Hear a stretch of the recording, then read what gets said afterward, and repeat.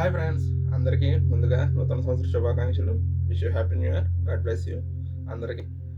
ఆ, కొత్త సంవత్సరం ఎలాగైతే మారిందో మన జీవితంలో కూడా మార్పు అనేది వస్తే బాగుంటుంది అనుకుంటున్నాను. ఎందుకంటే ఎప్పుడు ఒకేలా బ్రతకూడదు. గతం అయిపోయిందని వదిలేసుకోవాలి. కొత్తగా ఎట్లా బ్రతకాలన్నది నేర్చుకోవాలి.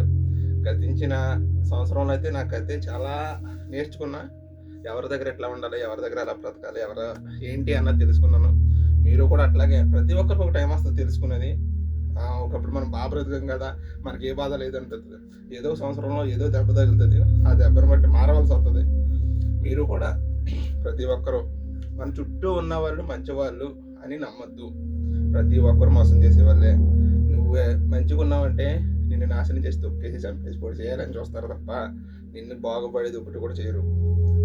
నేను ఒకటే చెప్తున్నా, ఈ గల్ఫ్ కంట్రీలో ఎవరిని నమ్మొద్దు. మన చుట్టూ ఉండేవాళ్ళు మన నాశనం కోరుకుంటారు. ఎవరైనా, ఆడైనా మగైనా ఎవడైనా, ఓకేనా? ఇంకోటి కూడా, ఈ గల్ఫ్ కంట్రీలో కొద్దిగా తిరుగుళ్ళు అనేది మానుకోండి. చాలామంది చెడు వ్యసనాలకి, విభచారానికి బాగా అలవాటు పడిపోయారు. ఒకరిని చూసి ఒకరు, ఈ ఆడదాన్ని చూసి ఆడదు, ఆడదాన్ని చూసి ఆడదు, ఈ మొగుడిని చూసి ఇంకో మొగుడిని చూసి అట్లాగా ఒక్కొక్కరు ఇద్దరు ముగ్గురు మెయింటైన్ చేసుకుంటూ బ్రతికేస్తున్నారు. అట్లాంటి బ్రతుకు కూడా బ్రతుకు కదండి. నిజాయితీగా బ్రతకండి, ఓకేనా?